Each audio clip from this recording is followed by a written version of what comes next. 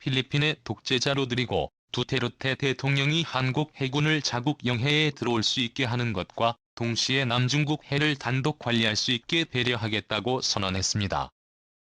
앞으로 중국 해군의 도발에 맞서 한국이 필리핀과 함께 남중국해 평화를 지키기 위한 수호자가 될 것이라고 하는데요. 이에 그치지 않고 한국이 남중국해 바다에 잠들어 있는 엄청난 보물까지 손에 넣을 수 있게 되었다고 합니다.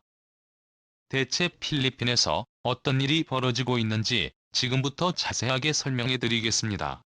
필리핀 대통령 로드리고 두테르테가 돌연 한국에게 필리핀 영해를 보호할 수 있도록 허가할 것이며 한국 무기를 지금보다도 더 적극적으로 수입해 중국에게 대응하겠다고 밝히며 화제를 모았습니다.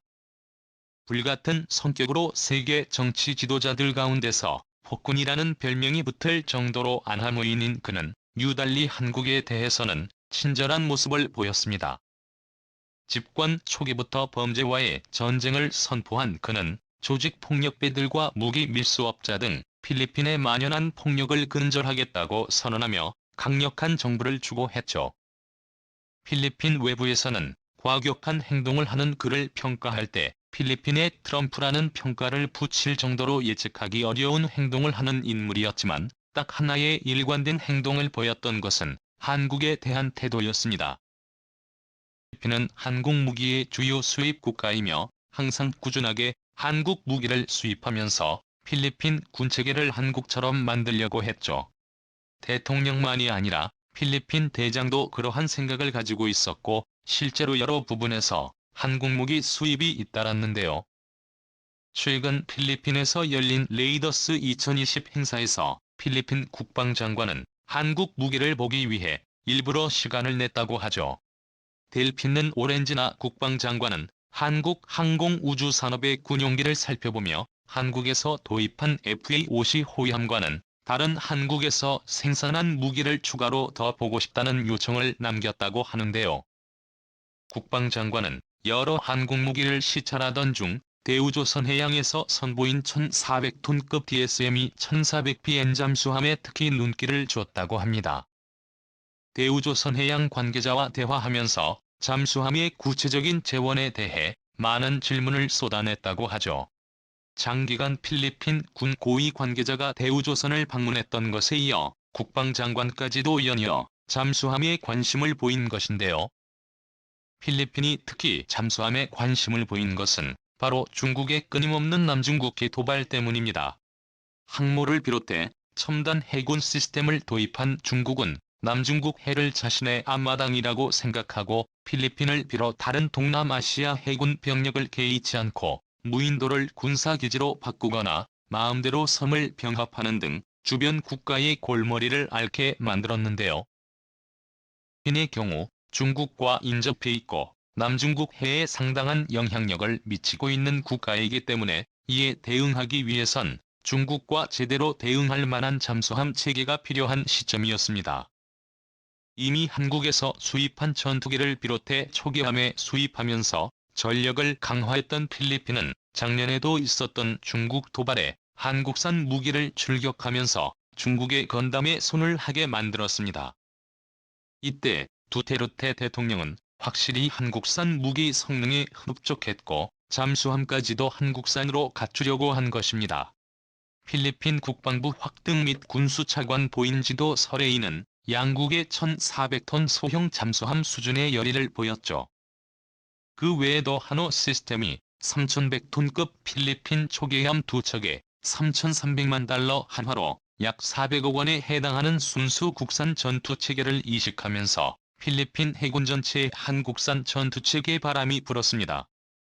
필리핀에서 이미 운영하고 있는 한국 참수리 고속정은 물론이고 1200톤급 포항함 초계함인 충주함도 필리핀 해군에서 활약하는 가운데 두테르테는 파격적인 결정을 내린 것이죠.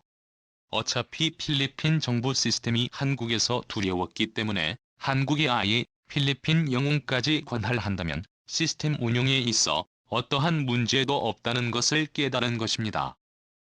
심지어 자신이 대통령 자리에서 물러나더라도 이후 필리핀 대통령이 그 자리를 승계한다고 하더라도 한국이 필리핀 영해를 수호할 수 있게 해주겠다고 단언했죠. 임기가 얼마 남지 않은 두테르테가 과감한 발언을 할 수 있는 이유는 바로 필리핀에서 진행되는 선거 때문입니다. 올해 6월에 있는 필리핀 대통령 선거에서 두테르테의 딸인 사로 두테르테와 그녀의 러닝메이트인 페르디난드 마르코스 대통령 후보는 현재 대선 주자 중 지지율 1위를 달리고 있습니다. 펄스 아시아의 여론조사에 따르면 사라 두테르테 부통령 후보는 56의 지지율로 1위를 달리고 있는데요. 마르코스 대통령 후보 역시 높은 지지율로 부동의 2위를 달리는 상황. 필리핀 대선에서 대통령 부통령은 러닝메이트로 양 후보에서 동시에 지지율 1위가 나오면 보통 그 선거는 무난하게 지지율 1위 후보의 연합인 대통령 부통령 후보가 정권을 차지하게 됐는데요. 만약 이렇게 된다면 필리핀 유력 정치 가문인 마르코스 가문과 현 대통령 가문인 두테르테 가문이 결합해 안정적인 정권을 넘겨받을 수 있는 상황입니다. 페르디난드 마르코스 대통령 후보를 간접적으로 지지하는 두테르테 대통령은 나를 이용해 정권에 지속적으로 개입이 가능하죠. 두테르테는 K-팝의 팬이라고 할 정도로 강성 친한파이고 그의 경쟁자라고 할 수 있는 레니 로브라도 대통령 후보도 한국어 간판을 설치하면서 K-팝 팬들을 끌어모으기 위해 고군분투하는 상황. 두테르테는 물론이고 경쟁자인 이들도 한국과 손잡고 싶어 하기에 한국 해군은 선거의 결과와 상관없이 필리핀 용해 진출이 가능합니다. 특별한 변수가 없다면 두테르테가 선거나 한국 해군의 필리핀 영해 수호 선언은 무난하게 다음 정권에서도 이어질 수 있죠. 특히 남중국해 주변에 중국 함대들이 빈번하게 모습을 드러내며 필리핀 영해를 위협 중인 상황에서 한국 해군의 존재는 필리핀 입장에서 반드시 필요합니다. 그러지 않아도 필리핀은 중국의 압박으로 인해 필리핀 영해 근방에서 벌어진 자원 탐사 작업에서 쫓겨나게 되었습니다. 필리핀은 지난 2018년 시진핑 중국 국가주석의 필리핀 방문을 계기로 남중국해 내에서 석유와 가스 공동 탐사에 협력한다는 각서를 체결했습니다. 지 부족에 직면한 필리핀은 역사책을 덕분에 자원 탐사를 빠르게 진행할 수 있었고 2011년 4월까지 자원 탐사는 필리핀 정부 주도 아래 이루어졌습니다. 그러나 돌연 필리핀은 정부 주도의 탐사를 취소하고 개발 중지 명령을 내리는 결정을 내렸습니다. 이 갑작스런 결정에 많은 이들이 당혹감을 감추지 못했는데요. 알고 보니 필리핀 정부가 내린 결정 뒤에는 중국 정부의 개입이 있었던 것으로 밝혀졌습니다. 필리핀대 부설해양법 연구소장인 제이밥 동방칼은 중국에게 유리한 자원 탐사를 위한 사전 작업이라고 분석했는데요. 중국 입장에서 유리한 탐사를 추진하려고 했던 중국은 필리핀이 신의 몫을 침범하자 이에 정치적인 압력을 통해 개발에 중단시킨 것이죠. 중국 항공모함 전단인 랴오닝호 전단이 서태평양에서 실전 훈련을 거듭하며 동남아시아 국가를 압박하는 가운데 두테르테 역시 힘이 약한 필리핀의 처지를 생각해 어쩔 수 없이 중국에게 이를 양보한 곳이었죠. 하지만 한국이 본격적으로 필리핀 영해를 관할하게 되면 사정은 달라집니다. 제주도를 비롯해 남부 도서 지역에서 출격한 해군 병력은 필리핀 인근 해역을 순회하며 중국의 침입에 강경히 대응할 계획을 세우고 있습니다. 두테르테는 한국의 도움에 감사 인사를 표하며 한국에게 엄청난 특혜를 주겠다고 밝혔는데요. 바로 필리핀 주변 남중국해에 잠들어 있는 다수의 고철을 한국에게 제공하겠다고 밝힌 곳입니다.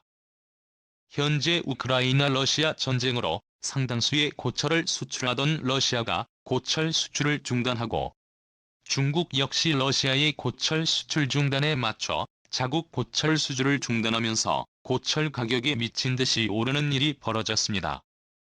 탄소 중립 시대가 다가오면서 이미 한 번 사용되었던 고철의 재활용이 전 세계인들의 주목을 받은 것인데요.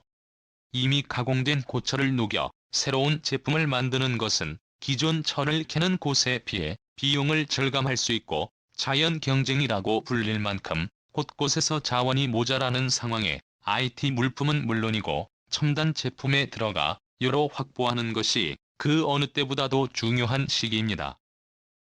한국 역시 고철 부족으로 고민하던 차에 필리핀이 자국 인근 영해를 한국에게 열어준 것과 더불어 고철까지 제공하겠다고 밝히며 한국을 향해 무한한 애정을 드러낸 것이죠. 남중국 해에는 제2차 세계대전 당시에 침몰한 일본 군함은 물론 미국의 침몰한 잔해도 상당수 잠들어 있습니다. 이 지역의 가치를 알아챈 고물 밀수업자들이 고철을 뜯는 행동에 나서며 필리핀은 상당수의 고철을 합법적으로 가져올 수 있는 유일한 국가가 되었죠.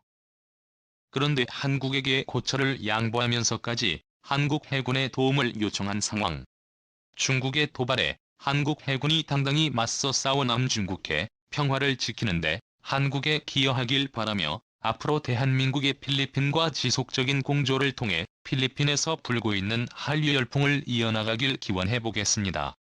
실제해 주셔서 감사합니다.